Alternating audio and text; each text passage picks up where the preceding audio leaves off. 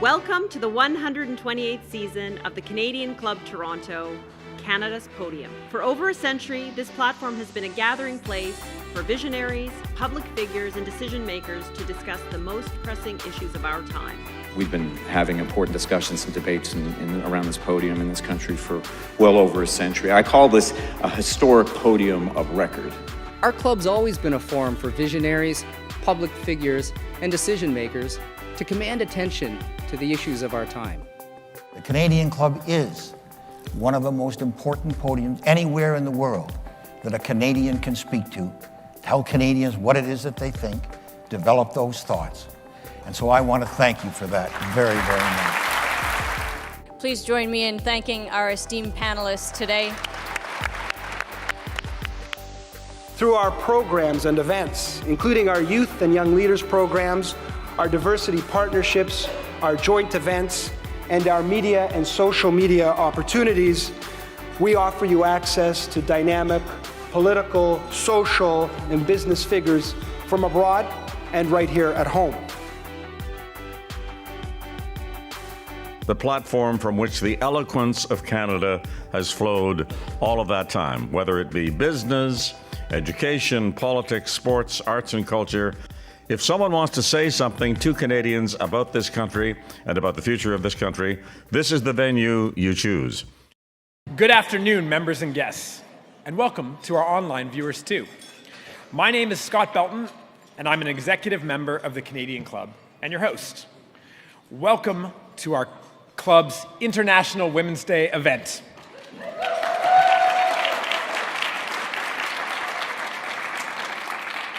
Our club, which by the way is led by impressively gifted women, embraces rich discussion and debate on a wide array of issues.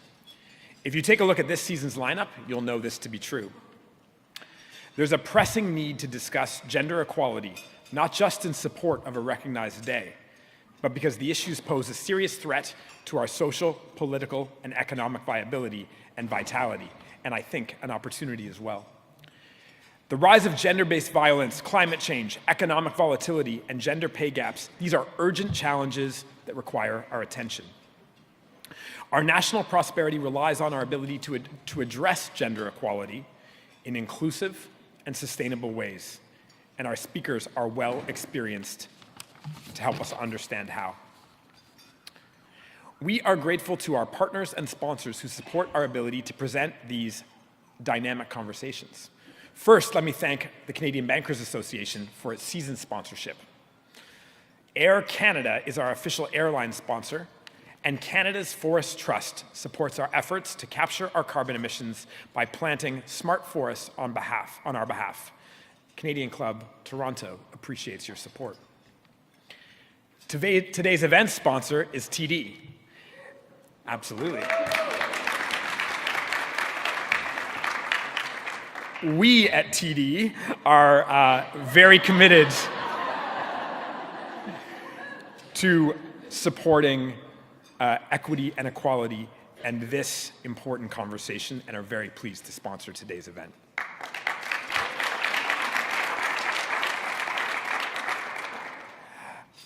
We're also pleased to welcome young leaders from the University of Toronto Women's Association and Toronto, sorry, yes, go ahead.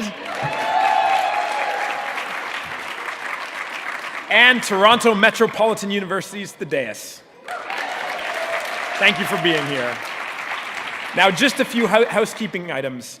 If you're looking for club event information, please visit our website at canadianclub.org. If you're not already a member of our club, please consider joining us. You can also access our events on demand as well and live stream for free. And while you're online, won't you please share information about today's events on your favorite social media platform. We thrive on engagement, whether it's networking or asking questions of our speakers. Questions and answer cards can be found on your table. We will be collecting them and sharing them with our moderator throughout today's discussion. For those joining remotely, please hit the red Q&A button on the right side of your screen when we open the floor for questions. And now I'm really pleased to introduce today's guest speaker. Politician, community leader, advocate, trailblazer, and just a phenomenal human being. Mitzi Hunter currently leads the Canadian Women's Foundation, whose advocacy efforts over the past 3 decades have raised more than $130 million and funded over 2,500 programs across the country. Her political experience includes being the first Black woman to serve as Ontario's Minister of Education. Mitzi also served as Ontario's Minister of Advanced Education and Skills Development and Associate Minister of Finance. As a business executive, she served as Chief Administrative Officer of Toronto Community Housing Corp., CEO of Civic Action, Vice President of External Relations and Corporate Secretary at Goodwill Industries, and President of Smart Toronto, a technology hub. In the research and education realm, Mitzi is a senior fellow with the C.D. Howe Institute and a Canadian urban leader at the University of Toronto's School of Cities. Moderating the conversation is Canadian Club Toronto President Tanya Van Biesen. She is President and CEO of Versify, formerly Women in Capital Markets. Leadership comes naturally to Tanya. She led the Canadian board and CEO practice for a global human capital firm and was also the member engagement and operations lead at Catalyst, a global nonprofit dedicated to the advancement of women and underrepresented groups in the workplace, and is also a phenomenal human being. She's actively engaged in the community. Let me just highlight a few examples. Besides heading our club, she chairs the executive Sleep Out at Covenant House and serves on the advisory board at the Smith School of Business at Queen's University. Mitzi will deliver remarks and then will be joined in conversation with Tanya. Mitzi, please welcome to the Canadian Club program.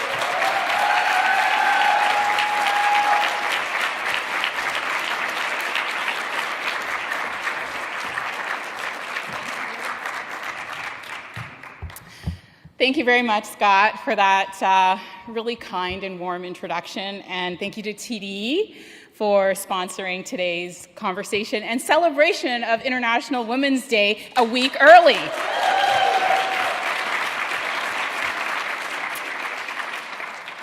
So today, we have a lot that we want to cover, a lot of ground that we want to cover.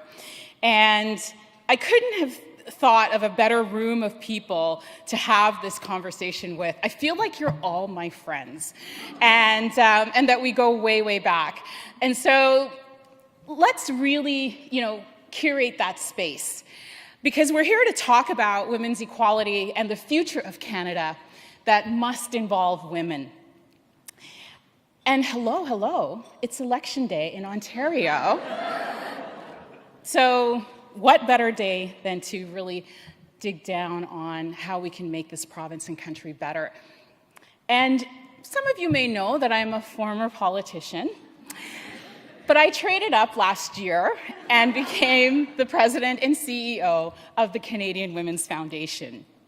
I want to bring my background, experience, and resources to strengthen women's equality in Canada, and to ensure that women, girls, and gender diverse people have the brightest possible future.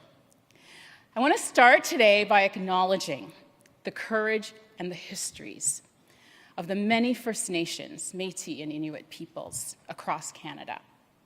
And that here in Toronto, we are on the unceded territory of the Mississaugas of the Credit, of the Anishinaabe, the Chippewa, the Wendat, the Haudenosaunee peoples. And we are here today because still, I felt like saying still I rise, but still, we have the untapped power of women's equality to shape and drive Canada's future. Still. So I'm going to take a few moments just to set the stage.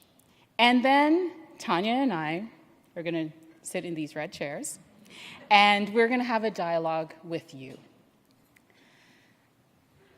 Let's take a breath, because we've faced a lot since 2020.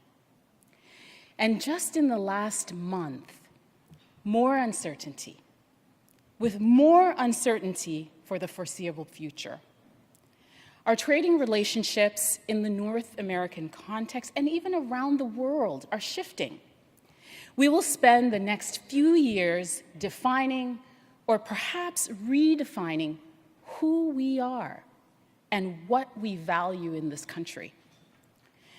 But one thing that we do value is gender equality. I see nodding heads, thank you. In Canada, 76% of us support gender equality. And we want governments to do more to promote gender equality. Yet, too many structural barriers remain. So I'm going to rhyme off a few statistics, and we're going to be familiar with them. 47% of Canada's workforce today are women, and the majority are still paid 84 cents to every dollar men earn. Despite being 50% of the population, more than 30% of leadership roles, not more than 30% of leadership roles in Canada are held by women, both in business and in our national parliament. Women represent over 60% of university graduates in this country, and I just want to say thank you to our two tables at the U of T and TMU who are here, because I know you're working hard on your degrees and on your education to enter those challenging fields. But what happens when you get there? So on the upside, we have strong policies on parental leave and childcare. So looking to social policy, there are deep disadvantages that remain. Women experience higher rates of poverty than the national average. 1 in 3 Canadian women have experienced some form of violence, and Indigenous women far more likely than non-Indigenous women to feel that pain. Women face barriers to accessing primary care and mental health services, particularly in rural areas. And we've heard this data before, and we understand that things have to change. And frankly, we are running out of excuses to explain to younger generations why we cannot overcome barriers. Because they ask us, when will Canada become more equal? At the Canadian Women's Foundation, we've been doing this work for 30 years. And we don't shy away from these systemic changes. We see barriers and we build solutions, whether that's around economic independence, addressing gender-based violence, or enhancing leadership of young women. We listen, we advocate, we partner, we move quickly. We are so proud to be within, and we admire and support a network of more than 600 women's organizations across this country.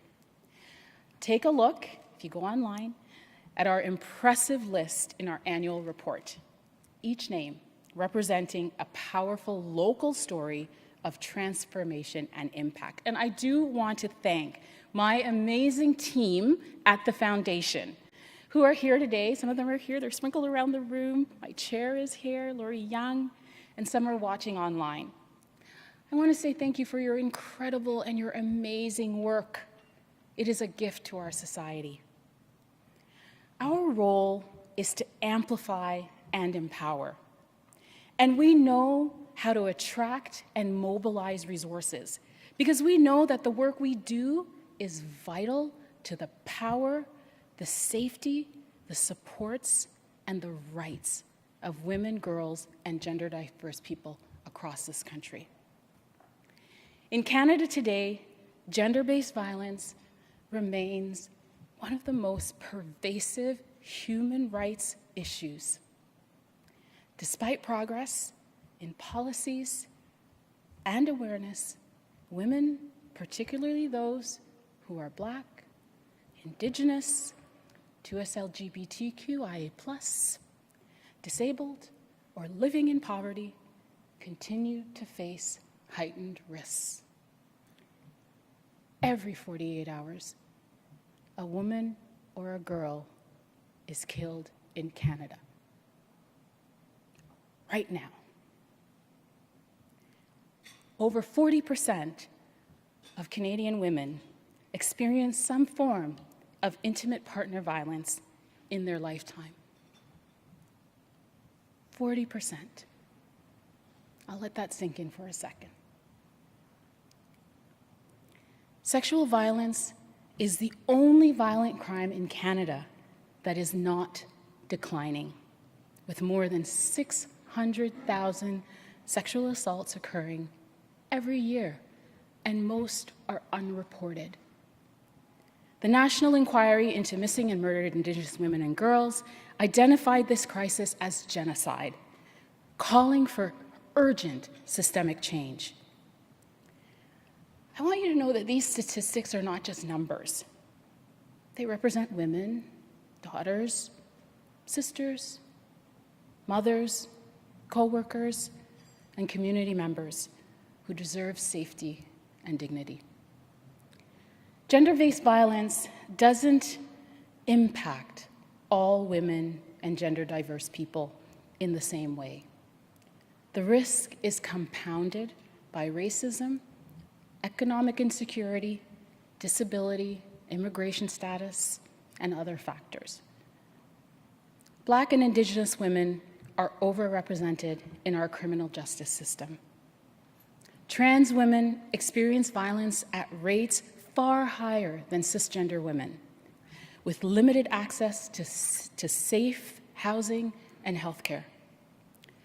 Rural women in communities often face isolation with fewer support services, making it harder to make that decision to leave an abusive situation.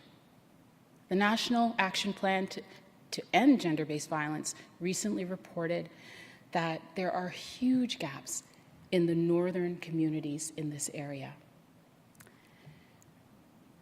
Since 1991, our generous donors and supporters have contributed. Where's Scott? I'm going to give you some new statistics, Scott, because we've just updated this, okay? More than $260 million has been contributed to fund over 3,300 life-transforming programs throughout Canada.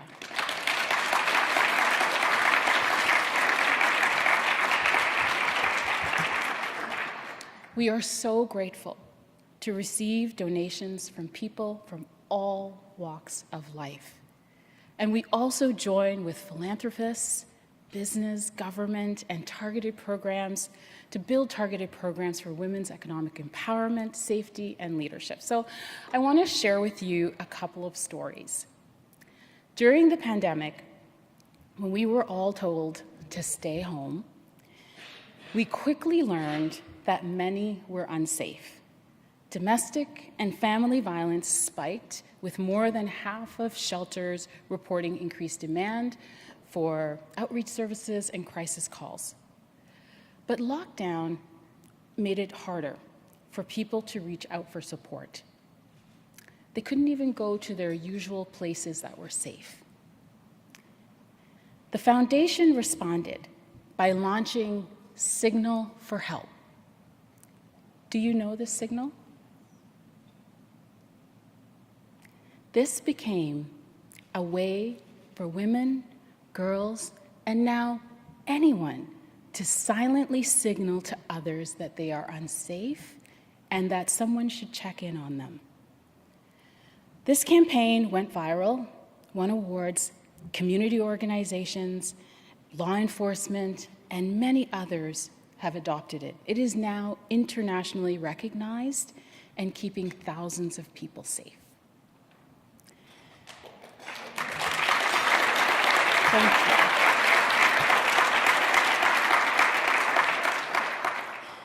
Governments also recognize the need to urgently address gender-based violence during the pandemic, and they needed a partner to deliver more than $60 million in funding to organizations across Canada. Because of our long-established relationships with local organizations, we were able to get this funding very quickly to those who were most in need. But crisis is not the only thing that we do.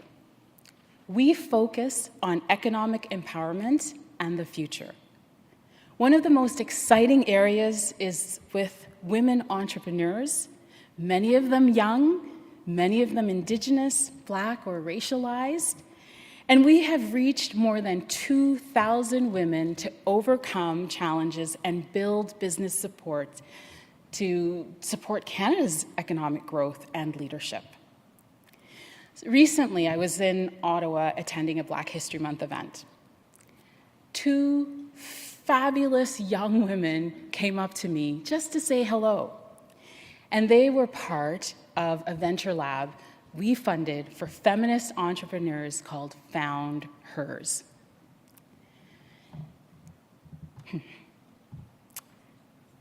There is real hope.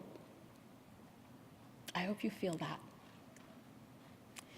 But we must be realistic and acknowledge that our work is far from done. We're seeing rise in anti-feminist sentiment in society and in the economy. And we will use the Foundation's platform to speak out against these emerging trends and speak for the significant role that women play in Canada's future. We're going to talk about how women are accumulating and investing wealth, and how women are expected to inherit the majority of the $1 trillion in wealth transfer in the coming years. These are opportunities, not threats. We need to fix the fact that women entrepreneurs receive less than 4% of VC investment. And we're going to stay current with investments and philanthropic models and trends such as gendered lens investing, peer-to-peer lending, and networks of women investors. In fact, this is kind of a network right here today. I really see that. We were started 30 years ago by a feisty group of women that I respect and admire. Every day in this job, I meet a growing number of women of every age who have that same spunk and sparkle. We're committed to growing our impact. The Canadian Women's Foundation will continue to be the best partner for assisting women in this country to rise. And I am so excited to invite you to join us, to invest in the untapped power of equality. Thank you.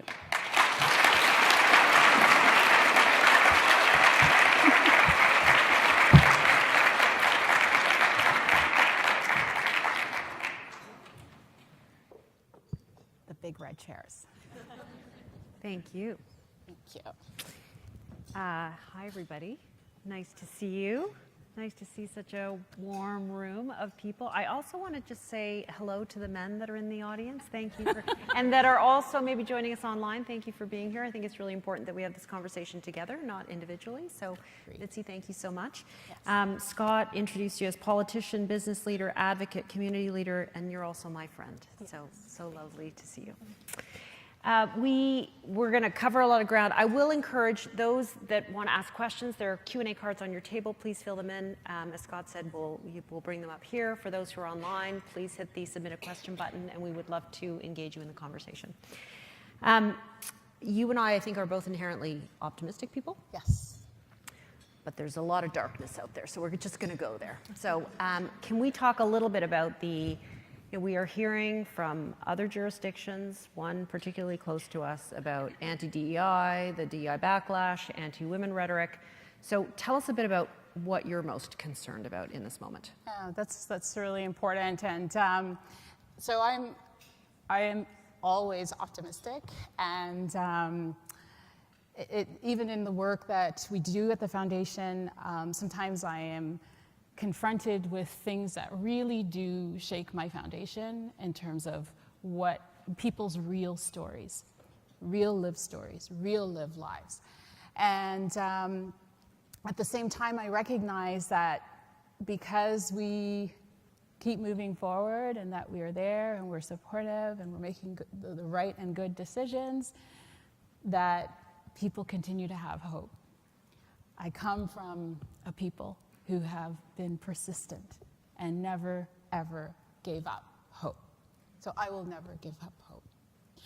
And we recognize that there is a shift that has occurred when it comes to DEI, anti-feminist sentiments, and it's real. It is very real, and there are lives that are being impacted. But we can't let that seep into our Canadian values, because we do have our own set of values and priorities here in Canada. And thank you, TD. Just by being here and sponsoring, you're standing up with a gender lens, with a DEI lens. And that is a corporate stance. And there are many corporations that are taking that stance. And so, we cannot allow that wave and that sentiment to take over, because as I said, the work is not done. Some of the things that I'm most concerned about, reproductive rights. Yeah. It's very important in Canada. It's part of our values that we continue to support that. Childcare, so important. It's so critical. It may seem like something that's happening on the political surface, but it actually has gone very deep into our economy. When I was elected, I kept saying that there was a she session and that the pandemic was affecting women more than other groups. I just kept repeating that. If you look at my legislative debates, you'll see that. And when you look at the numbers, women in core working age groups between 25 and 54 years old, when you make a program such as childcare available, all of a sudden you have choice. You have choice in terms of what to do with your family.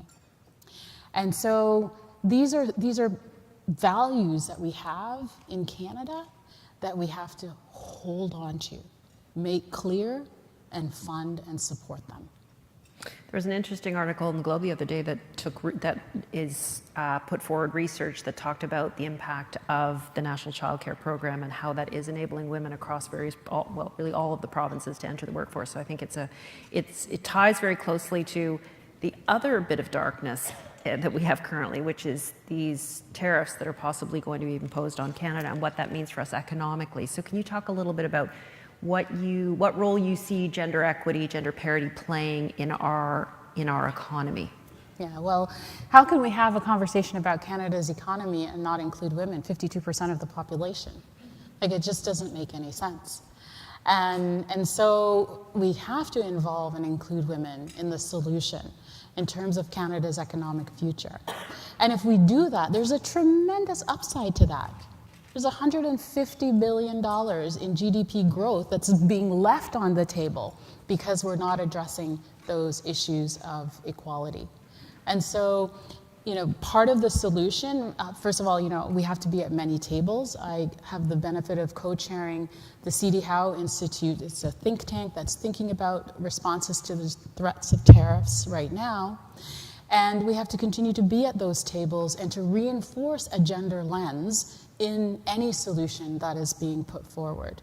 Because we know that the jobs that are at risk, the stress to families, all will affect women in the end. Yep. So we have to ensure that they're part of that growing solution that is needed. Are there any strategies that you've come up with that you can share? Absolutely.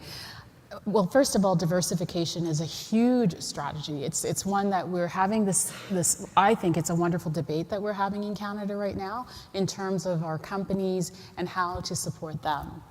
So when I talk about diversification, it's about the markets that we're tapping into. We can't just have, think about the United States as an easy market. We have to think about the world and how are we going to build and encourage those markets.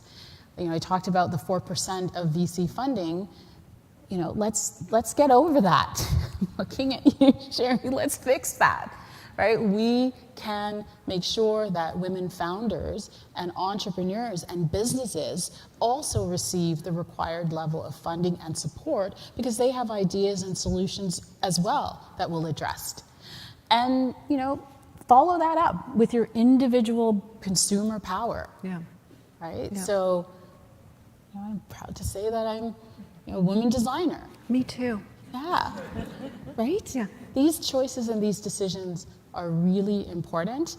We can't forget about intersectionality and diversification in terms of other groups of women. I'm so thrilled that Sisters in Soldier are here, in Solidarity are here. It's a program that we fund at the Canadian Women's Foundation because what we realize is that Indigenous and Black women and others were not receiving, not even the 4%. They were not receiving the funding at all.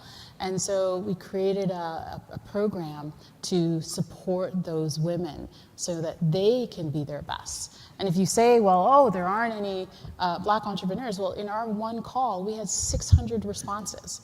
And so there's an appetite out there, and we need to make sure that we fund and support that. I want to come back to the what we can do from a policy perspective, but before we do that, I was so struck by the stat that you gave us that every 48 hours a woman or girl is killed in Canada. Yes. And I think for hopefully many of us in this room and online, you were raised in loving households and you are in loving relationships now. But for those who are not, that's a very, very real stat that you shared with us. How do you bring that information to the general public? Like, we all need to know that in order to be more activated to make change. So what should we do? How do you bring that message to others? Thank you, Chana. And every single person who works for the foundation is nodding vigorously because that is exactly what we need to do. Every single person in the public needs to know and needs to be aware. And for those who need access to resources and help, on our website, there's a button at the top, it's Get Help. If you click that button, there's a list of national and also by province and territory resources that are there to help and to support. And so it's really being open to the possibility and not looking away. That there could be someone in your life that you know that is at risk and that needs help and support. In this role, I've been the CEO for 7 months, and there is not a venue that I speak at, really literally there is nowhere that I speak at that someone doesn't come up and share their personal story and says either their sister or their daughter or someone is experiencing violence and abuse. And so to prevent this scourge from happening and to stop it if it is, we have to make sure that people get the help and the support that they need and not to look away. And to be reminded that that happens to all of us, right? Those people look like all of us, and so it's a reminder that it's everywhere in society. Everywhere in society. You had a political career, and women are still very much underrepresented in politics. And in fact, that's probably getting worse, not better. And yet, for many of these policy changes to take hold, I think we would be better off with gender balance. So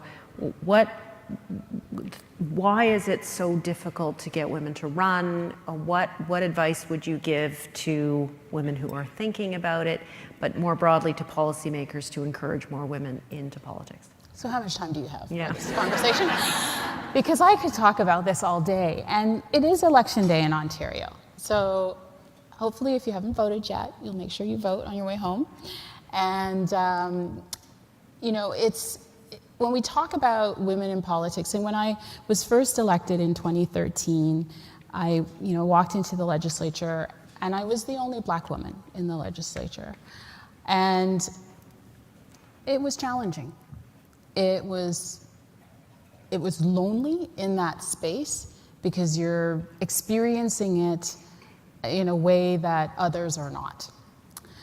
By the time I left in 2023, there were 5 elected Black women of all parties.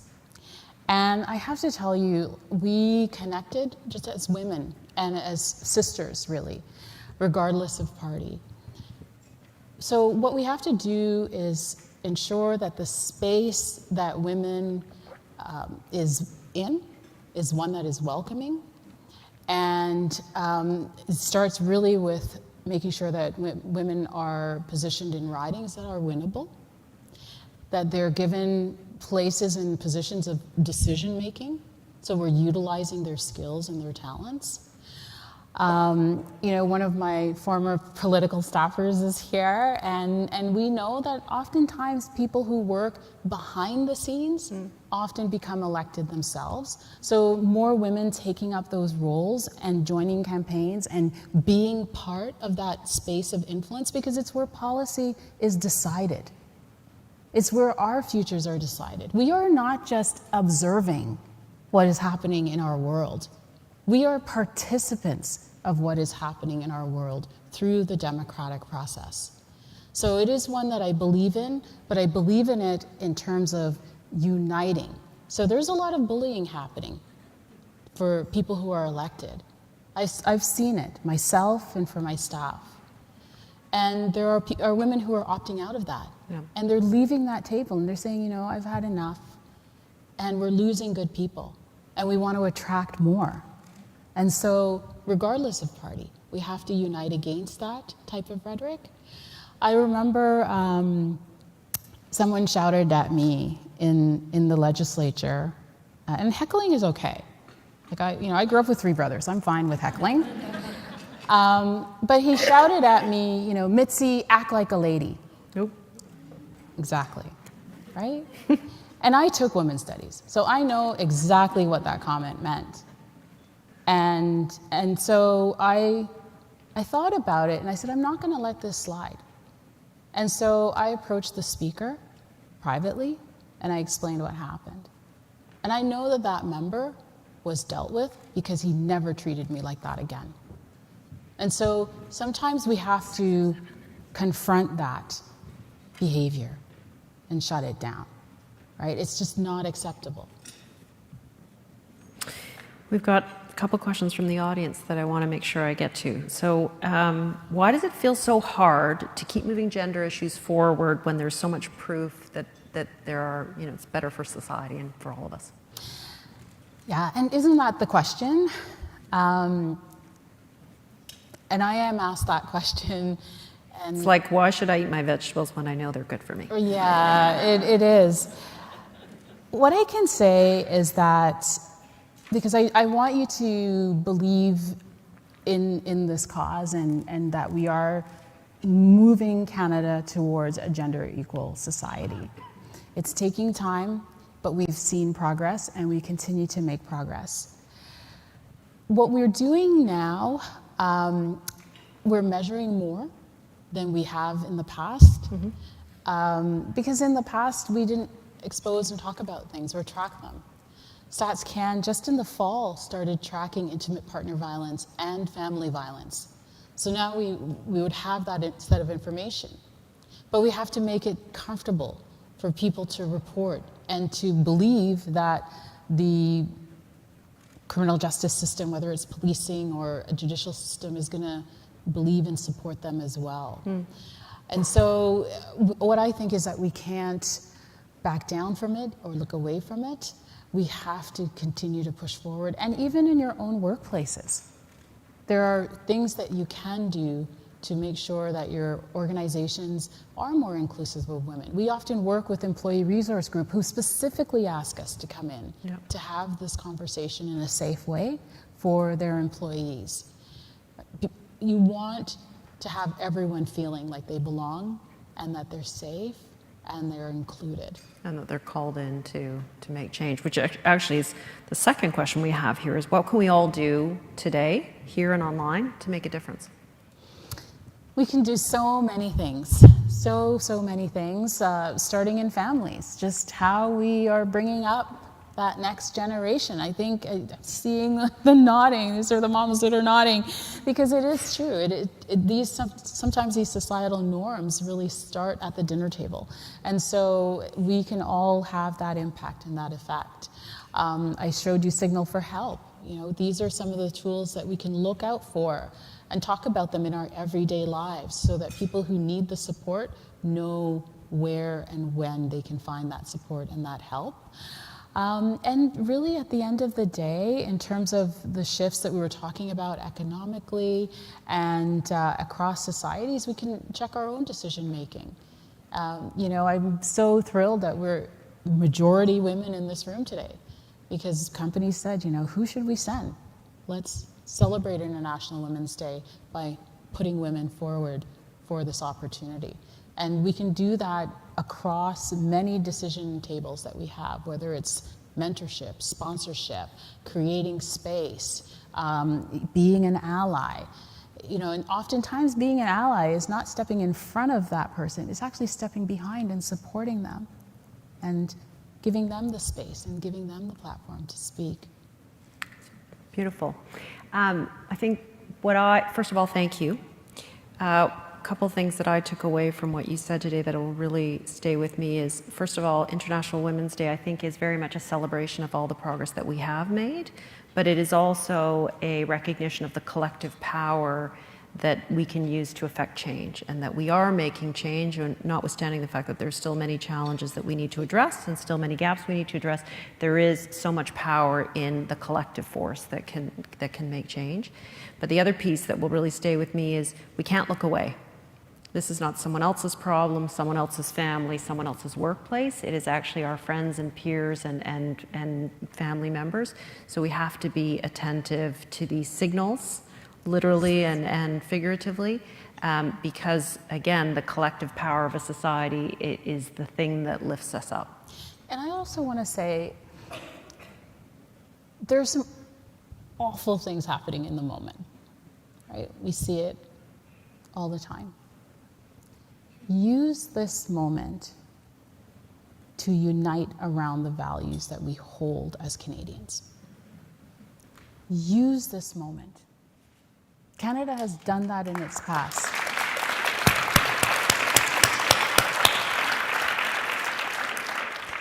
That's a great way to end. Yeah.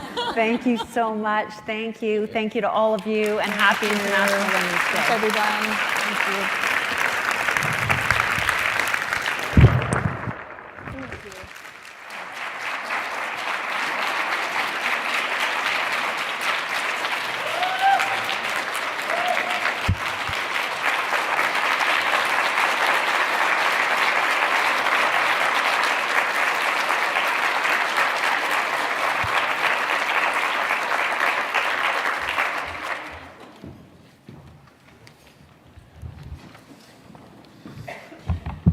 Wow, that was incredible. Thank you again.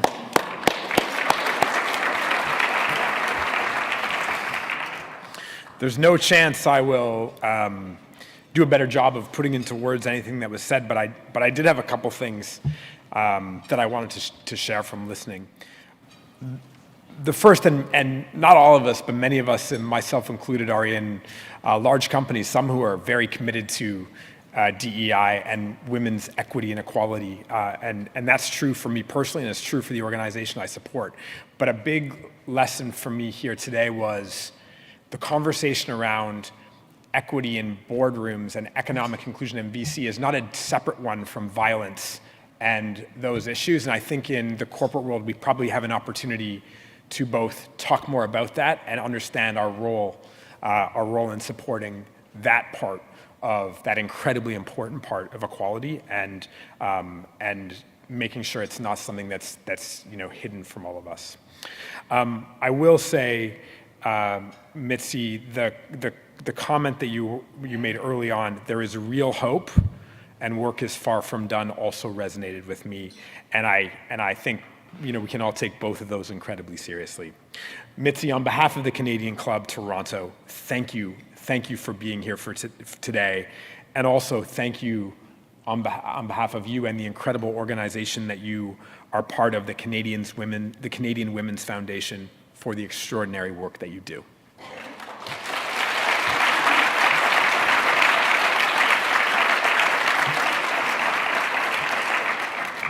And Tanya, our club is deeply appreciative of your leadership on many fronts, including leading this important discussion. Thank you.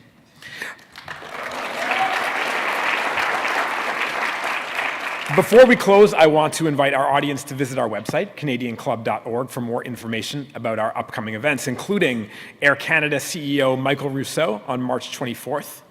On March 26th, we welcome Chief Cindy Woodhouse from the Association of First Nations to deliver her National Economic Statement. And on March 27th, we'll welcome a panel devoted to our Northern Ontario mining imperative featuring the Mayor of Sudbury. I'd also like to thank our AV supplier, VVC Live, for their support. Members and guests, thank you very much for joining us today. See you again soon.